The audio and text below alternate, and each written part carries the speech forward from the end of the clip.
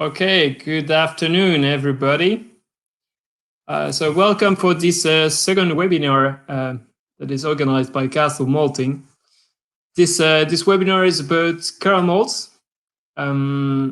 We are going to talk about Cara malts from their production to their use. So I'm going to talk about the production, and then my colleague Gabriel is going to talk about the use in breweries. So just a few words of introduction. This webinar is organized as being part of a series of webinar. In 2021, we plan to give about 12 webinars, so one per month, on very various topics, usually linked to the malt, obviously, because we are a malt house. So for this webinar, if you have any question, like for any other webinars, please write them down even during the webinar on the right part of your screens, the Q&A section. So if you have questions, you write them there, and we will try to answer, well, most of them at the end of the webinar. This webinar is supposed to be about 1 hour, including the Q&A section. So we will try to stick to that schedule.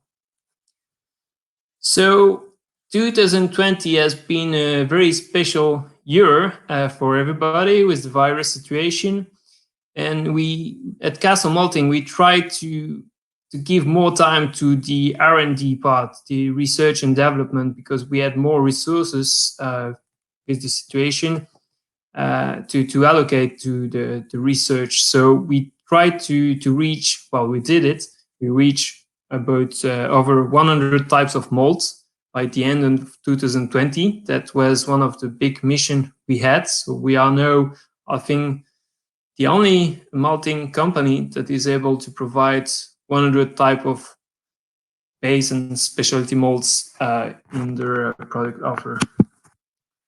So here is an overview of the product range that we have at Castle Malting. So as you can see in red are the malts that were available between 2020. There were 74 of them. It was already quite a big range. And we added 27 new malts based on specialty. If you want to know more about these new products, well, the first webinar was dedicated to introduce these new malts quite briefly, but you will get quite a good overview if you are looking at this webinar. It's available on our YouTube channel, so Castle Malting YouTube channel. You can find our webinars over there. So as you can see, we increased the number of caramel malts. So from 5, we went to 11. We added 6 new malts. The next webinar is about specialty kilned malts, just for your information. And the one after will be about roasted malts. So we try to keep that structure from production to the use. So we talk about how we produce these malts, and then we talk about how to use them, how to optimize production and everything in breweries. So these slides, you're going to see it in different presentation from Castle Malting. It's all the time being updated because we are still increasing the number of malts. For example, there is one new base malt, as you can see at the top of the slide.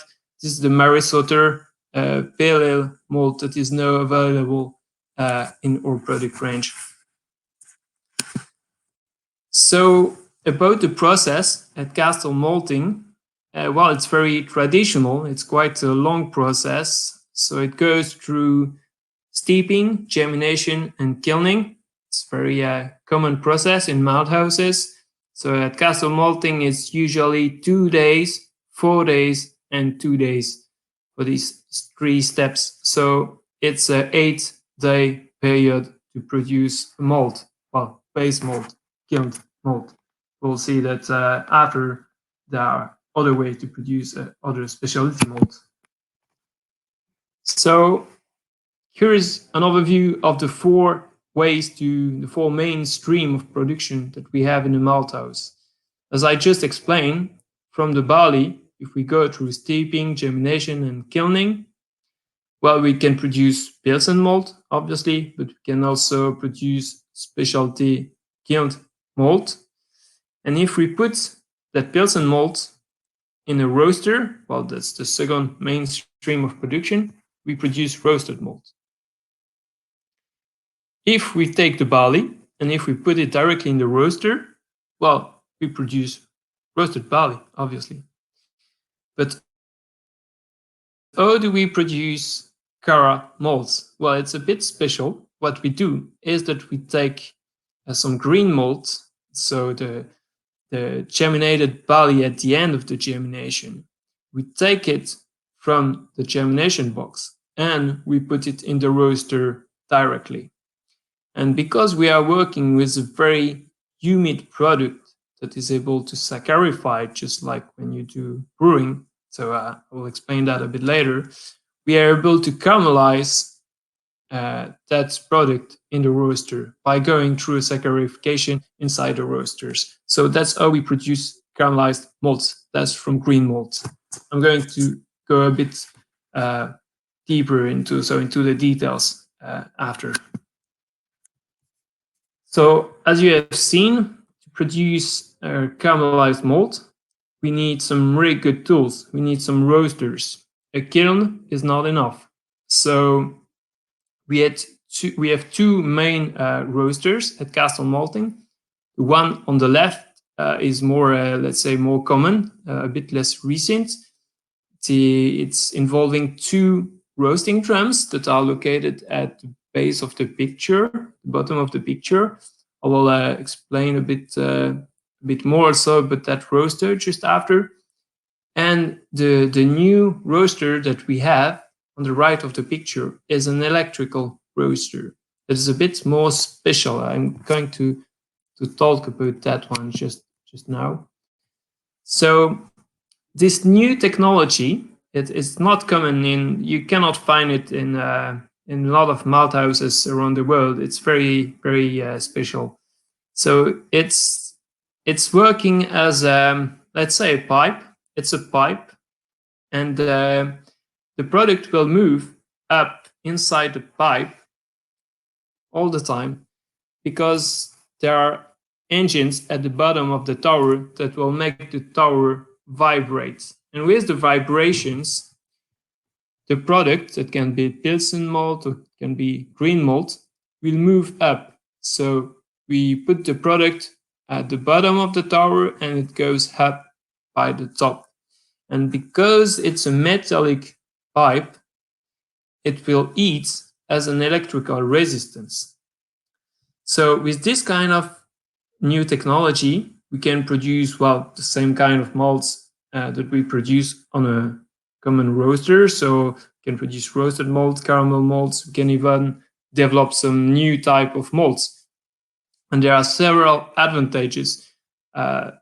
So, for example, we don't produce nitrosamines in malts. So, as you know, nitrosamines are carcinogenic compounds. We do everything we can to avoid them, because when you burn fuel, well, as you know, you produce some nitrogen oxides, and these can be absorbed. Well, they will transform into nitrosamines. Sorry, and you can get them into the malts, and we don't want them. Here with this kind of electric technology, we won't have any nitrosamines because there is no fuel that is burned, so no nitrogen oxides, no nitrosamines.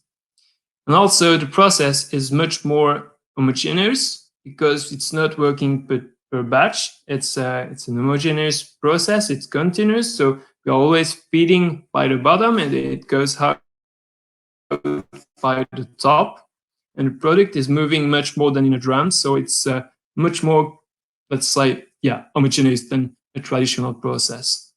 There are also much, well, it's not much of interest to you, but there are reduced costs and the maintenance is quite easy compared to a drum.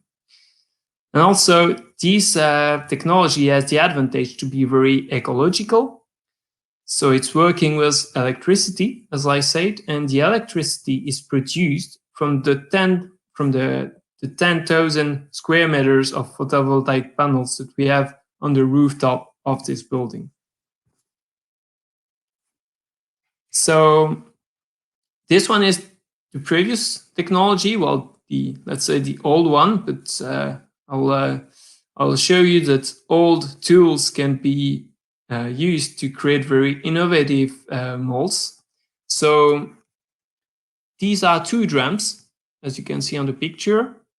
And at the bottom of the picture in the middle is a cooler. So the cooler is used to cool the product at the end, to stabilize the product. Otherwise, the color will keep increasing if you don't cool it down to stabilize. And all the pipes that you can see, well, basically they are just here for heat recovery. So we can easily take advantage of the hot air from one roaster and send it to the other, because they are working alternatively. So you can always use the energy from one to the other and the other way around. And what is very original on this kind of technology is what we call the preparator. So this is the vessel upstairs.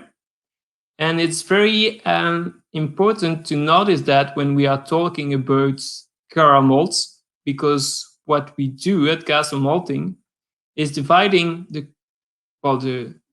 Cara malts production in 2 steps.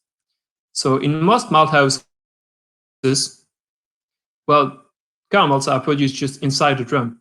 And what we do here is that we do part of the process in the vessel upstairs and the other part of the process in the drum. So we do the saccharification upstairs and we do the caramelization in the roaster. I will go deeper into the detail. So as I just said, there are 2 steps from the green malt to produce Cara malts. The first one, well, I think you all know very well this step. It's called saccharification. The idea is that we have in the green malt, we have starch that can be saccharifed into simple sugars, into glucose, using the enzymes. Why can we use these enzymes, these enzymatic hydrolyzers very efficiently? Well, that's because we have enough moisture. Try to produce Cara malts with Pilsen, it won't be possible. It's like when you do saccharification in a brewing process. Well, you need water, right? Here it's the same. We need some moisture. Here the moisture we have is directly from the product, because the green malt is above 44% humidity.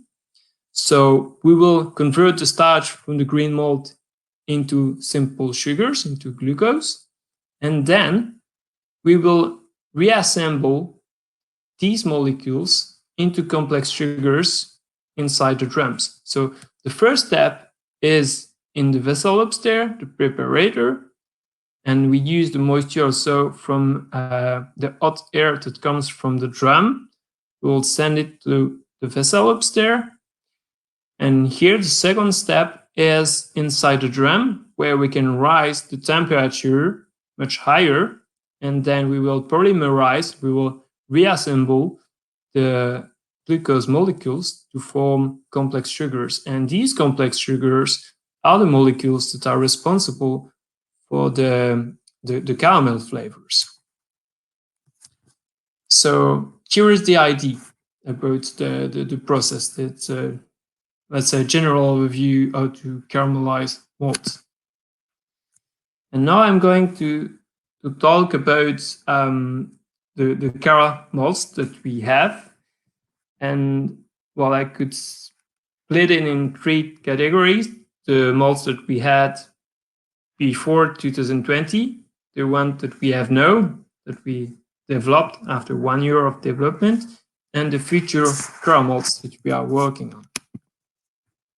Oops, too fast. So here are the 5 Cara malts that you all know, I think. So the Clair, the Blonde, the Ruby, Golden, Special Belgium. Note that the Special Belgium is indeed a caramelized malt because it's produced from green malt, so we put it into that category. And here is what we developed last year during 2020. So when we had that mission to reach more than 100 types of malt in 2020, we knew in our team that we had to start from the Cara malts range because we only had 5 of them. It's quite low compared to the competitors. And also, we know that we had a huge potential looking at our kind of technology. So what we did was filling the gaps in the range that we already had. So as you can see, the Belgize between the Blanc and the Ruby, the Ambra and Cara Arôme are between the gold, the Ruby and the Gold, and the Cara Cristal and Cara Terra, they come between the Cara Gold and the Special Belgium. The only one that we developed that is a bit higher in coloration is the Cara Café. And we call it Cara Café because it's kind of the middle ground between the Cara malts and the roasted malts. I mean that you will still have some very strong toffee flavors, caramel flavors that are quite strong, but you will start to feel some, let's say, coffee, burnt cocoa flavors. And these kind of flavors, we don't want them to be too strong in this kind of product range. So we stopped at that limit, and that's why we call it Cara Café. That's the limit. Beyond that, we don't want to go. And now, a bit more information about the future. So we just started a 2-year research project with multiple institutions to optimize the process. So as I just explained, we are very original at Castle Malting because we already have this special 2-step production this way to produce the caramels, dividing saccharification and caramelization in 2 steps. But we add more ideas to even create more caramels with a unique profile. And that's what I'm going to talk about. That's some preliminary results from our research project. So if you remember about that drum that I just showed before, well, there is this vessel upstairs, the preparator. And what I said is that where we were recovering the humid air from the drums, and we were sending it to the preparator for the saccharification, because the saccharification needs a moisture, not for the caramelization. And what we took is that we could even inject some steam. So we added a steam boiler just behind the preparator. And we took that if we were injecting the steam, it would be much more efficient to sacharify the green malt, the starch, that if we were just using the humid air that we were recovering from the previous batches. So that's why we did. We used that steam. And we produced some really good caramels, but we had to measure if we were better or not compared to the previous process. But how to measure the caramelization? I think it's good to explain you how to do it visually in a very simple way, because even you as brewers, you could take a look at your batches of caramels from any supplier. So in practice, you just take 50 kernels and you use that device. Well, you could just use a cutter or something else, but that device is easier to slice 50 kernel at a time. We do it 3 times for each batch. And what we do is that we assess visually the amount of, the surface that has been caramelized for each grain. It takes quite a lot of time. So we'll say, for example, this one is 40%, this one is 100%, this one is 10%. And then we will compute the total surface that has been caramelized. And it's much more objective, much more precise than the so-called 2/3 rule. So I haven't found that in any books, but it's common among maltsters to say, okay, if a kernel is caramelized at 2/3, we consider that it's fully caramelized. But it's not true. It's just 2/3, so it's not enough. So if you have a batch with all the kernel being caramelized at 2/3, most malting company, they will say it's fully caramelized, but it's not. So here we use the real surface that has been caramelized. It's not very, very precise, but it's more precise than the 2/3 rules. And here are some results from different malt houses. So using these measurements, so we ordered some samples in an anonymous way, I should say, in various malting companies. So from the distributors, we had some samples from 4 European malt houses from different color range. And what we can notice first is that there is a huge variability between the samples from different malt houses for the same color range. So there is a huge variability also. So, well, it's not a surprise. The quality can be very variable depending on the supplier. And also, well, there is that's not supposed to be a surprise, but the rate of caramelization is increasing with color. Why is that? Well, it's easier to caramelize using the temperatures that are used to produce the malts above 100 dBc, because the kind of temperature you will use that are up to, above 100 degrees are the ones that are used to caramelize. So it's really hard to caramelize a product at low temperature. And also, there is a huge potential for improvement for any color range. Obviously, for the high color range, well, you can see that we could increase the rate of caramelization from, let's say, 80 to 100%. So it's not a huge improvement. But for the low coloration, well, the potential for improvement it's huge. So we could go from 30, 40 to 100%.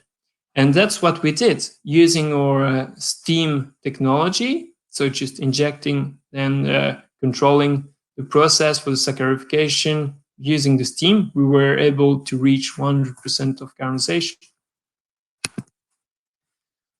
So we even compare some batch that we had. So old process, what we call the old process, is basically without steam. And if we compare here 2 batches of malts that are, believe it or not, they are both at 60 EBC, we can see that the difference is obvious. I mean, visually, you look at the inside of the kernels using the method that I explained, and you will see that the caramelization is complete for the new process. You'll see that it's much more homogeneous. And also, it's a bit special. I don't really understand why, but the kernels are completely inflated, like popcorn, you know. So the visual aspect of the grain is great. It's looking great. The grains, the kernels, they are looking super big. So here are a few caramels that we produce using this new technology, this new technique. And as you can see, I was not lying. We produce some caramels that are quite low in color, so about 40 EBC, and still fully caramelized. And we stopped at about 300 EBC because that was, I think for us, that was the limit. As I explained for the Cara Cafe, if we go beyond that kind of colors, we will start using higher temperature and we will start to produce Maya compounds that will result in cocoa, burnt coffee flavors that are not really desired in that kind of product. So I will say that the lower limit for this kind of new product will be around 40 EBC, because it's a question of visibility. It's really hard to go below that, because we need the moisture not to be too high in the final product also. And for the upper limit, as I just explained, it's based on the flavor profile. So we don't want certain flavors to be present in this kind of products, so we won't go beyond 300 EBC. Also, another way to compare these two processes, so these two caramelization process, so the old without the steam and the new using the steam, is to compare the kind of compounds, the amount of each aromatic compounds that you will find in both batches from both process. So here is what we call the, it's basically a graph from GCMS, so it's gas chromatography that is coupled with mass spectrometry. Well, long story short, one spike is one compounds, what we call a VOC, so a volatile organic compounds. That is a compound that is responsible for flavor, and you can compare the amount of this compound between the two batch. So as you can see, for the caramel, the compounds that are responsible for caramel flavors, we had much more in our new process compared to the old one. And if you are looking at the pyrazines, so at the bottom left, we had 30 times less pyrazines that are responsible for cocoa burn flavors in our new process. So that's a huge advantage, because we have more caramel flavors, but we also have less of these cocoa burn flavors. So here is basically same results. So both for a malt that is 120 EBC, but comparing the old process and the new process, here are just the family of compounds that are summarized. And without getting into the details of these families of compounds, you can easily see that the proportion that are per color are very different between the two batches. So maybe to summarize the comparison between the old and the new process using the steam, if we compare the two batches of malt that are 120 EBC, what we noticed is that we have 3 times more flavors. So any kind of volatile organic compounds, if we quantify them, we have 3 times more in our new process. So that means that it will be much more aromatic. If we produce a malt using this process, we will have much more flavors than using the old process. And regarding the caramel flavors, so the compounds such as the maltol, the furfural, we have 2 times more caramel flavors. And regarding these cocoa burnt flavors, so I took the examples of the pyrazines, but there are much more other compounds responsible for these cocoa burnt flavors. At the total, we have 8 times less of these kind of flavors. And also we brewed some beer using these two kind of malts, so old and new process, and we could really feel in our throat that we had much less astringency in the beer that was brewed with the new malts, the new process. So it's quite some good results, and we are looking to keep working on that research project. We are very enthusiastic about these preliminary results. So we'll take a message about that project is that we would be very happy if the brewers are not satisfied anymore with that kind of results. I mean, you already brew beers using caramels. That's good. These beers taste really good, but you are brewing beers basically with that kind of kernels, with a very partial very caramelization that is not complete at all. So if you have some new projects from to brew some new beers, and that you want to use some caramels that are completely caramelized with a completely new aromatic profile, well, that's the kind of product you will be looking for. So that's a bit of a message. Require the best for your project. Just don't be satisfied too quickly. And here, well, as I say, it's a 2-year research project, so it's not finished. It's just the beginning. And we are currently asking ourselves the question, is that an incrementation or is that a breakthrough? I mean, are we just increasing the caramelization rate, or are we facing a breakthrough, meaning that it will be a new range of malts? I'm not even sure the caramelized malts is the name that is appropriate, because we will have to create a new range of malts. So to give you an idea, what if you could brew a blonde or even an amber beer that has a taste of caramel?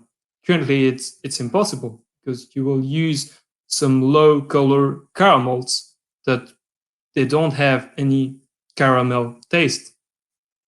But if you use, as I show for the 60 BC malt, a malt that has a low color but that is very aromatic, without bitterness and without burnt flavors, well, you will be able to brew a light beer that is very aromatic. So maybe we are even going to brew some new kind, some new type of, some new styles of beer. Who knows? Well, we will create the malts and then we will let you brew some beers with these ones. I think that's the best way to proceed. So there's this famous saying currently in the brewing industry that malt is the new hop. We've been facing um, a long trend for IPAs, and now I think that sour beers and malty beers will become very trendy. So yeah, I believe that too. Malt is probably the new hop. So now I will let my colleague Gabriel talk more about to brew with these caramels. Sorry, I took a bit more time than I planned, so don't worry too much, and take the time you need for your part, Gabriel. Don't Thank worry, you. don't worry. It's all covered. Thank you, Jill. Thank you for your presentation. It was very good. Now I'm going to present a few ideas on how and why to use caramel malts to brew different beers. But before I move into the presentation, I would just like to remember, if you have any question, please do not hesitate to ask on the Q&A session of our chat box. We're going to take a look at them at the end of the presentation. So the first thing that I'd like to talk about is to why to use caramel malts to design any beers. I know that most of the brewers know this, but it's always good to remember and refresh some concepts. And normally caramel malts, they are used to increase the color of the beer. It can be from pale blonde to up to amber to a bit more dark amber colors. And also we can use caramel malts to bring some sweet flavors and aromas to these beers. Those flavors can be from light caramel up to very intense toffee like caramels, very intense dark caramel notes. And of course, this will always depends on the type of the caramel malt you're using to design your beer, and also the percentage of this caramel in your grain bill. One other thing that is very important once we talk about caramel malts is the benefits they can bring to the beer. So we always present and we always talk about some benefits, like they can improve the body of the beer, and this is normally due to the non-fermentable sugars they can bring to the beer. They also can improve the mouthfeel, the texture of this beer, and it's due to the higher viscosity of the caramel malts in comparison to a base malt. I'm not talking about of in comparison to other cereals like rye or maybe oats. They're very high viscosity cereals. I'm talking in comparison to a base malt. And also, they can improve, they can enhance the head rotation. This is a quite good benefit and very interesting. So you can see here a comparison of two different brews. We brew a beer with caramel malt, the Cara Ruby, which is the beer on the left, and we brew a beer with a kiln malt, the Chateau Abbey, and which is the beer on the right. And we did a comparison on the head retention over time. So you can see here on the picture on the left that once we poured the beer, the head formation was quite the same, but over time, the head retention of the beer brewed with the caramel malt was higher than the one brewed with only special kiln malt. And the reason behind this actually is during the caramelization process that happens in the malting house, some compounds that can act as an antifoam are created in the malt, and we can use this in the brewing process actually. So throughout the brewing process, we know that the less foam we create in the brewing, the more stable the foam will be in the final product, in the final beer. So those compounds, those anti-foam compounds, they quite have help this to avoid this overfoaming in the brewing process, helping to enhance the head retention of the beer. So this is why caramel malts can benefit, can help the beer to enhance the red retention.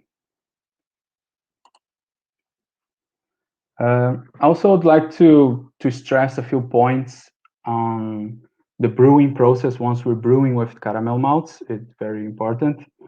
First of all, we need to decide the beer style and the profile of the beer that we want to brew. This is quite easy and simple to think. But based on this, we're going to decide the type of the malt, the caramel malt we're going to use, and also the percentage of this malt in the brewing process in the grain bill. Second is about the non-fermentable sugars present in this type of malt.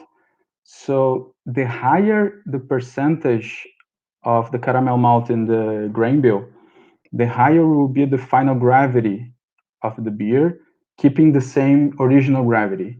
So this is very important to know. This is going to have an impact on the beer body, and also it's going to have an impact on the alcohol level of the beer. So this is quite important to know.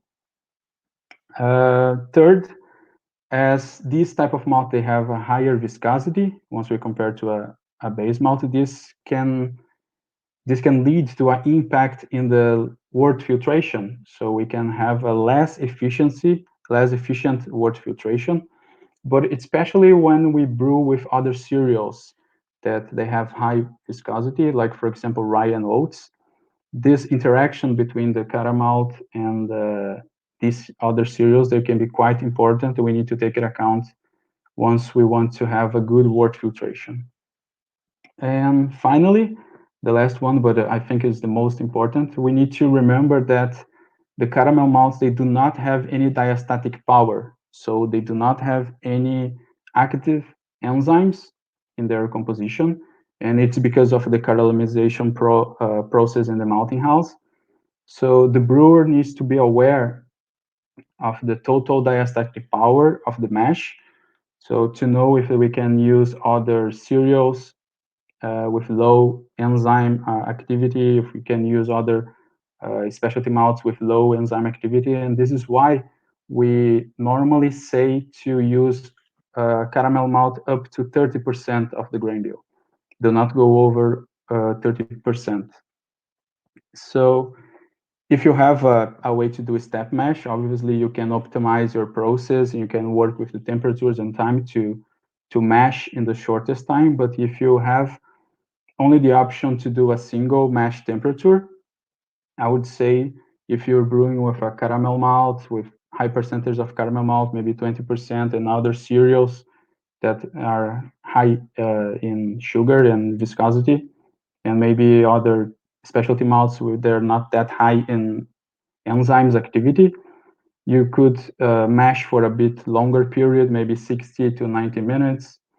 Also, you could target your pH to a slightly higher pH to help the amylolytic enzymes, maybe to targeting a 5.4, 5.6, and also to use a good ratio between water and malt, something like between 3.5 liters per kilogram to also help the amylolytic enzymes.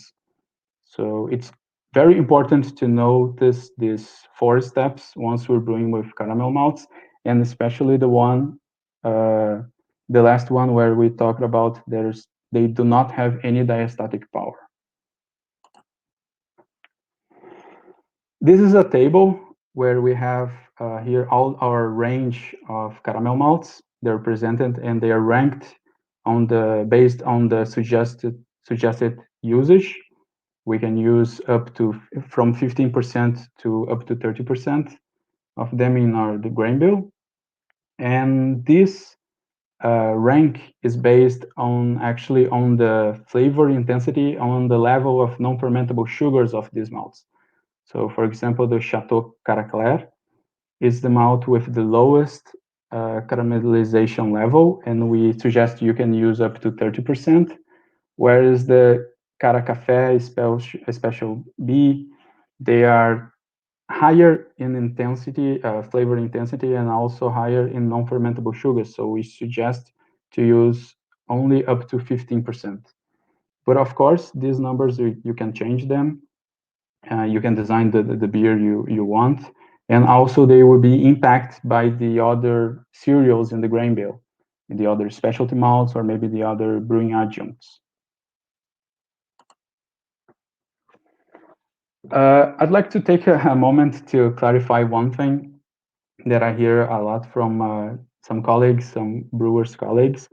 Some brewers, they think we can have caramelization during the boil, and to increase those sweet notes, though, to bring those caramel notes to the beer.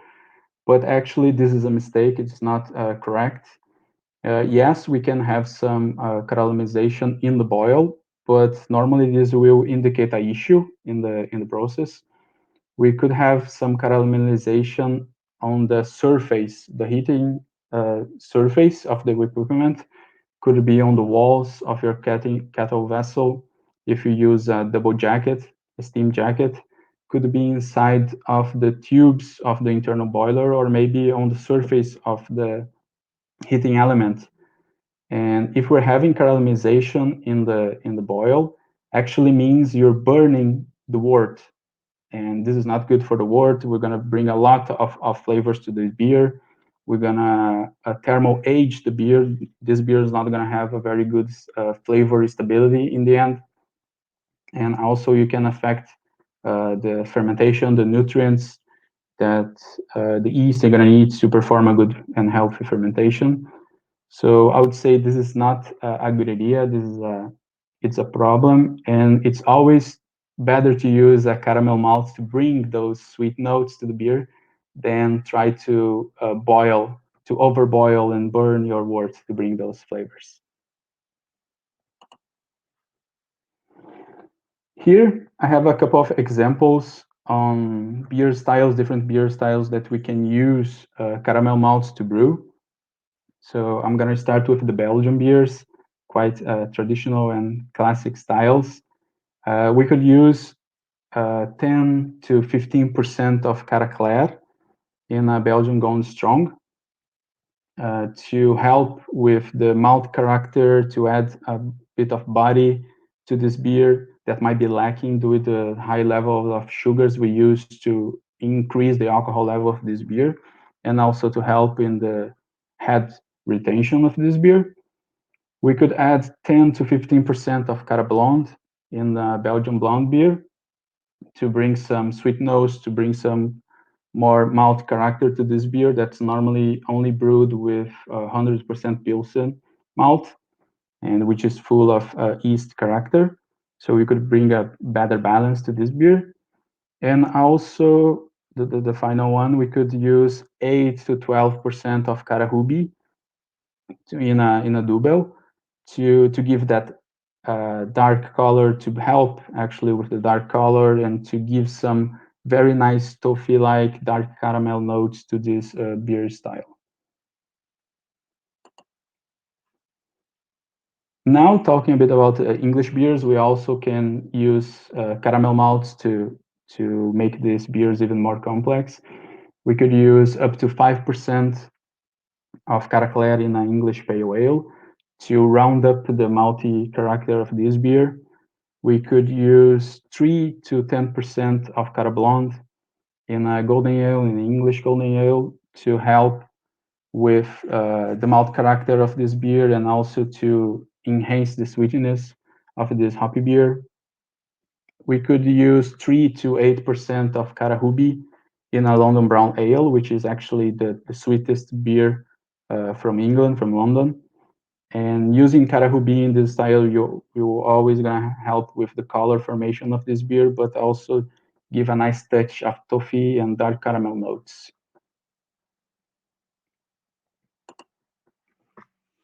We also can use caramel malts to brew German beers. They're not quite traditional in these beers and especially in these styles, but I think it's a good touch and making them more complex. We can use 5 to 10% of Cara in a German Pilsner to actually help with the head retention and bring some extra mouthfeel and bring some extra body to this very drinkable style. We can use up to 10% of Cara Blonde in a Kolsch to help with the color and also to pair the sweet notes, the caramel sweet notes from the Cara Blonde to the fruity notes from this type of yeast. It's very traditional, not too traditional in a Kolsch to use caramel malt, but I think it's a nice touch.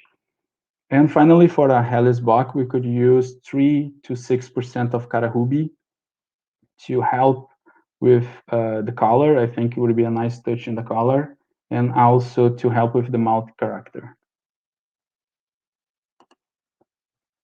And finally, for American beers, we can use caramel malts, and I would say we can use 10 to 50% of Cara Claire in an American light lager. This style of beer, it's normally brewed with 30% of brewing adjuncts, maybe maize or rice. So they lack in body and foam and proteins to help with the foam retention and formation. So Cara Claire will be a nice touch to help to increase the body and help with the head retention. In a New England IPA, it's a quite, I wouldn't say any more new style, but the recent years we talk about a lot about the New England IPAs. And it would be a nice touch to add 10 to 15% of Cara Blonde to this beer style to help with the color and also to pair the sweetness from this malt with the fruity notes from the hops. And finally, use 5 to 10% of Cara Ruby in a classic East Coast IPA to give those nice balance between the malt sweetness and also with the hoppy notes from this typical style. Okay, now I'm gonna go a bit more in details of one specific beer style, which is the Irish Red. I particularly like very much this style. It's one of my favorites to drink, and I'm gonna share a few ideas and I'm gonna share a full recipe of this beer.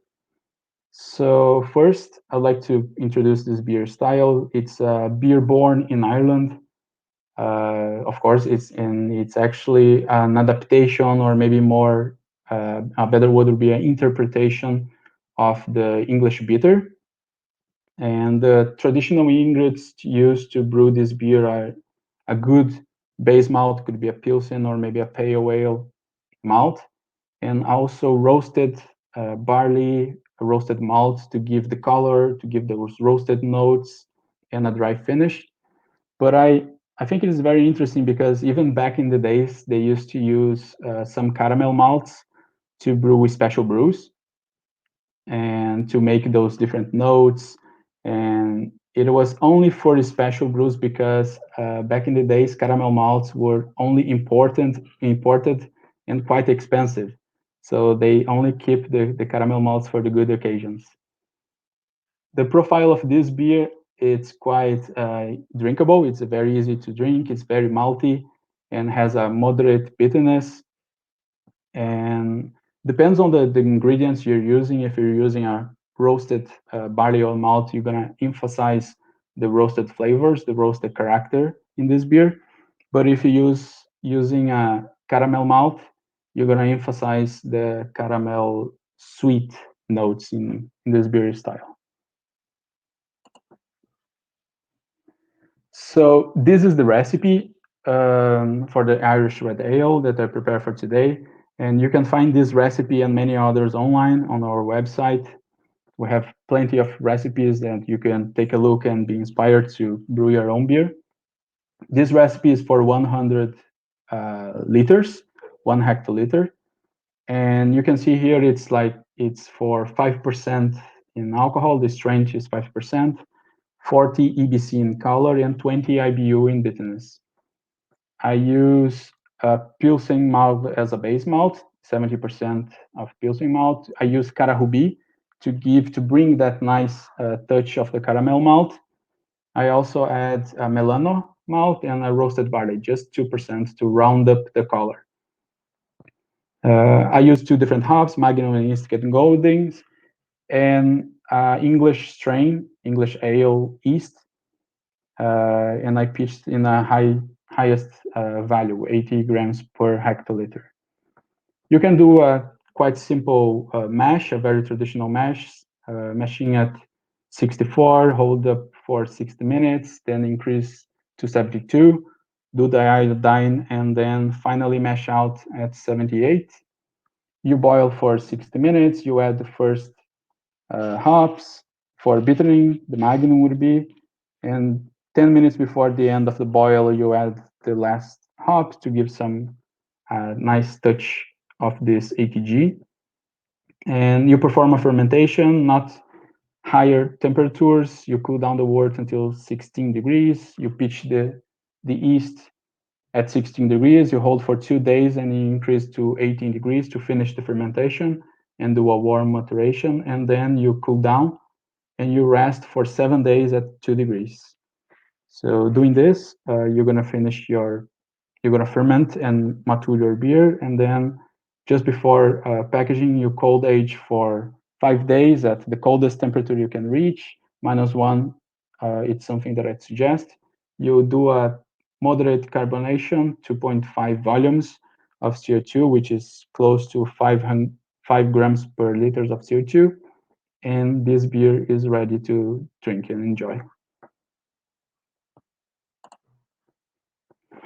That was it. So thank you very much for your attention. Thank you very much for your patience, and use caramel malts in your recipes. Okay, thank you, Gabriel, for these very useful tips. We are now going to answer a few questions. And if you still have questions, you can write them down in the Q&A sections. Section. If you don't have enough time to answer all your questions, and that might be the case, do not hesitate to send your questions at the email address that is written on the slide, and we will answer them. So, first question: do you inject steam only in the saccharification, or in the whole process, caramelization included? So, yeah, sorry, maybe I wasn't clear enough. It's only during saccharification. We need the steam for the saccharification, but after we'll rise the temperature, and the moisture can even be a problem during the caramelization, because the time you spend in the drum is should be limited. You don't want to spend too much time in the drum, because you already spent time in the preparator, in the vessel, and at the end of the saccharification, you still have a very humid product. In fact, you still have more than 40% moisture. And at the end, the caramels need to be lower than, let's say, 5-6% moisture. So yeah, the steam only in the preparator, and it's not useful for the caramelization. And no steam in the drum. I know that some drums they have steam injectors, but it's it's a source of problem, I think. And that's also why we separate the two vessels. The second question, maybe I lost it, but when you talk about old vs new malting process, what could you say about how to approach to recreate historic recipes? Is that evident malts have changed? Is it evident that malts have changed in flavors and also acidity? Well, I must say I have no real knowledge about that. I don't know how the acidity and flavors evolved in malts. Um, I'm not really, I'm not even sure about that. I mean, if you look at the Marisotter, for example, this is a pale or a base malt.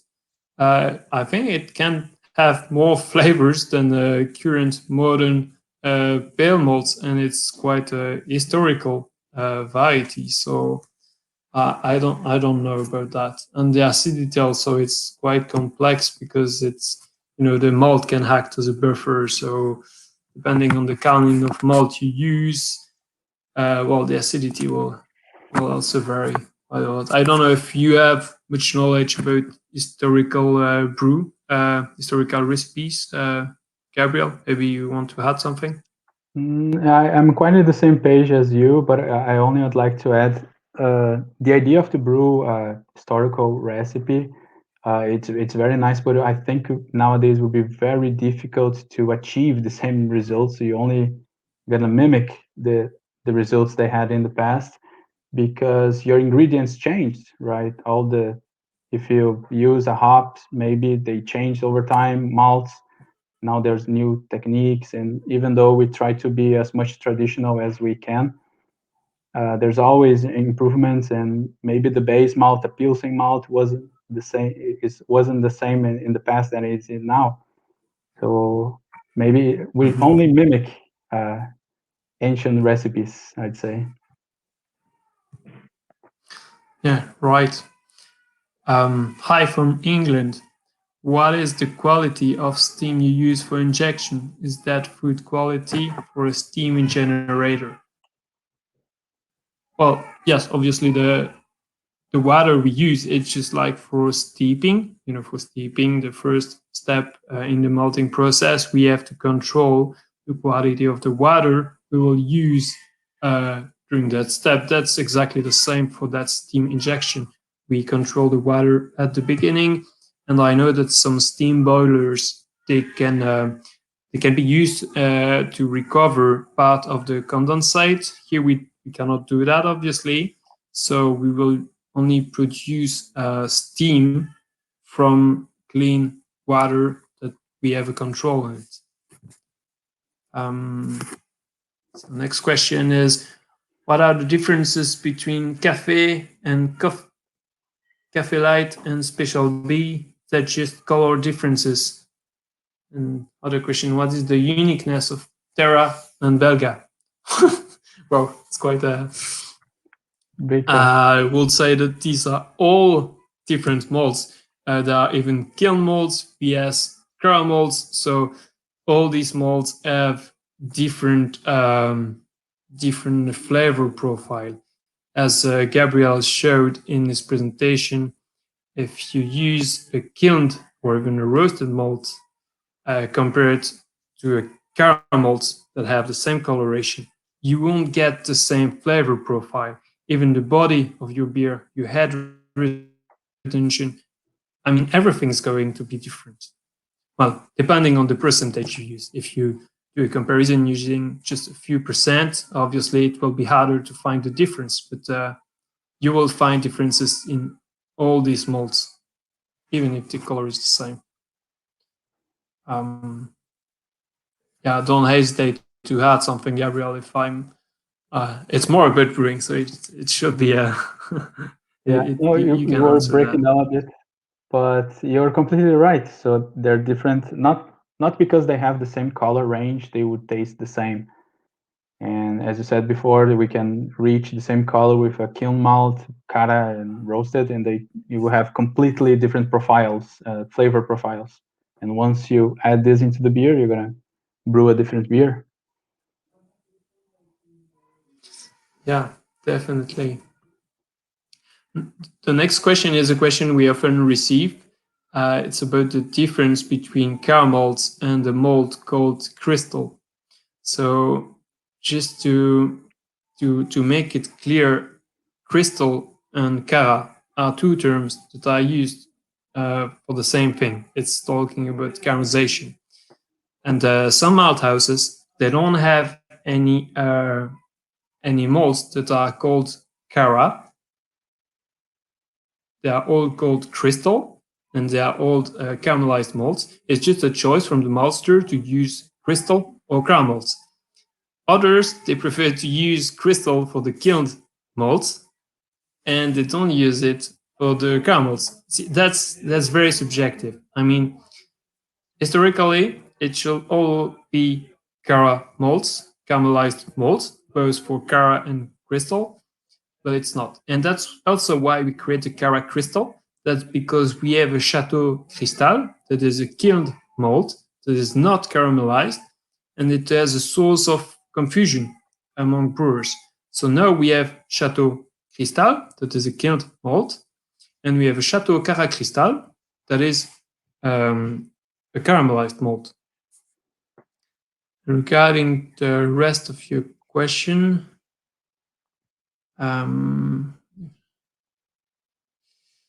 what difference could I expect in the finished beer if I use crystal malt instead of crown malts of a similar color? Well, that's the same answer just as before. Same color, but if you are talking about Chateau Cristal, that's a kilned malt. So compared to the Cara Cristal of the same color,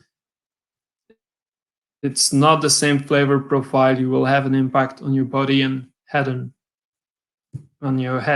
foam retention. So yeah, it's going to be completely different. Yeah, just one thing, Mm-hmm. Joe, that I would like to share is I understand this question because I've been there. I've Yep. read a lot about the difference between crystal and caramels and Google a lot of information. And you're right, is in the end of the day, it depends on the supplier. So you need to be familiar with your supplier to understand if it's a kiln malt or if it's a real caramelized malt. Yeah, I've been there. I spent a quite time trying to find the difference, but it depends on the supplier. Yeah, if a crystal malt is too cheap, well, be careful. It's probably a kilned malt. That's a tip. And yeah, is 100-liter volume considered after boil? Yeah, if I remember correctly, Gabriel, that's the word at the end, volume at word at the end. It is. It is. So It's before after boil fermentation. and yeah, after boil and after cooling. So it's the volume in the fermenter, basically. Yeah.